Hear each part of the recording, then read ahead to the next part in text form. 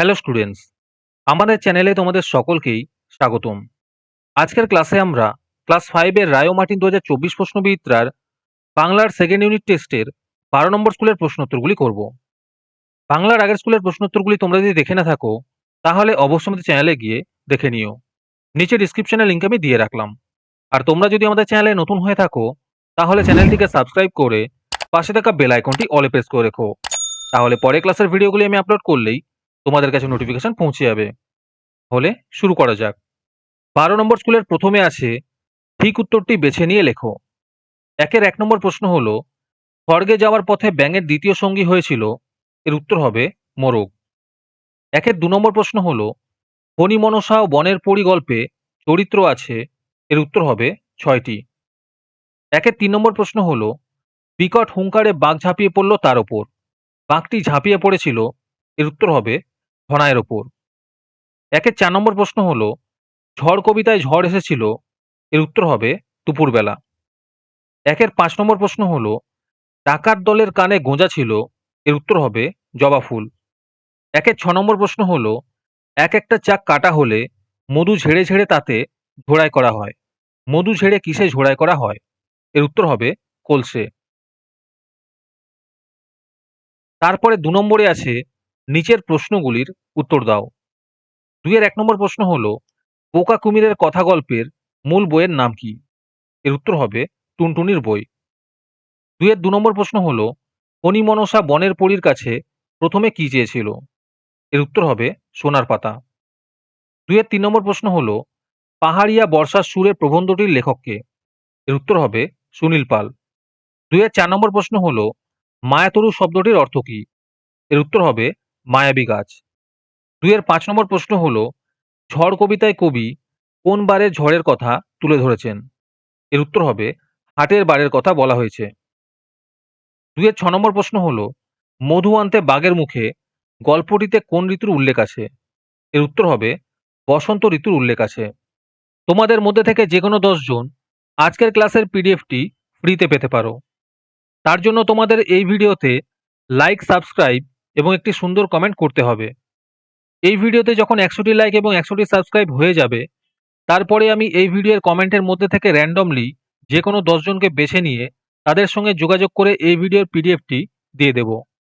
আর যারা আগে থেকেই আমাদের চ্যানেলটি সাবস্ক্রাইব করে রেখেছো তারা শুধু লাইক এবং কমেন্ট করলেই হবে। আর বাকিরা এই পিডিএফটি 3 টাকা দিয়ে আমাদের হোয়াটসঅ্যাপ নাম্বার 7501121499 যোগাযোগ করে নিতে পারো। তারপরে 3 নম্বরে আছে 3-4টি বাক্যে উত্তর দাও। এই প্রশ্নোত্তরগুলো আমি তোমাদের দেখিয়ে দিচ্ছি, তোমরা দেখে দেখে নোট ডাউন করে নিও। 3 এর 1 নম্বর প্রশ্ন হলো, মাঠ বলতে তোমার চোখে কি কি ছবি ফুটে ওঠে?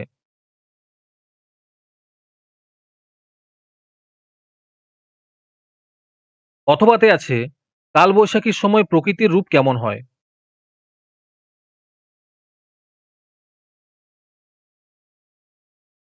3 এর 2 নম্বর প্রশ্ন হলো, চাষ করতে গিয়ে কুমির কি সত্যিই শিয়ালকে ঠকিয়েছিল?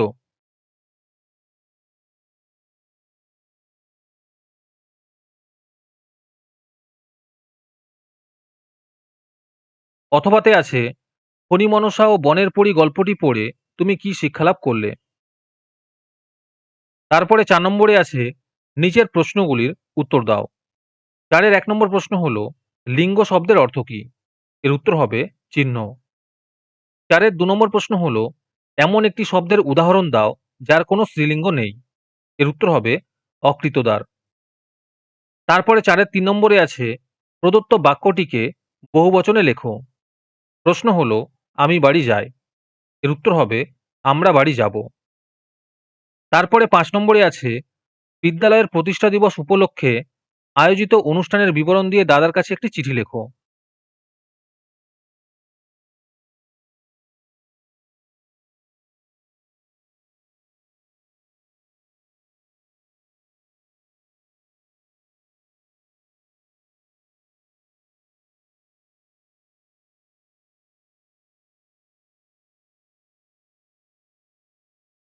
অথবাতে আছে, আজ বাংলা পরীক্ষা কেমন হলো তা জানিয়ে বন্ধুকে চিঠি লেখো।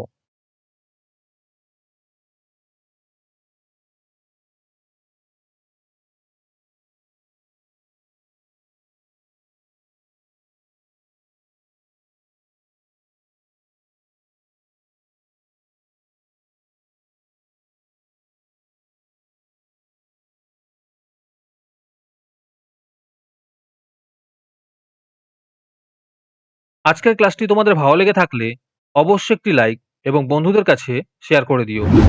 পরের স্কুলগুলির প্রশ্নোত্তরের ভিডিও তাড়াতাড়ি পেতে চ্যানেলটিকে অবশ্যই সাবস্ক্রাইব করে রেখো। তাহলে দেখা হচ্ছে পরের ক্লাসে।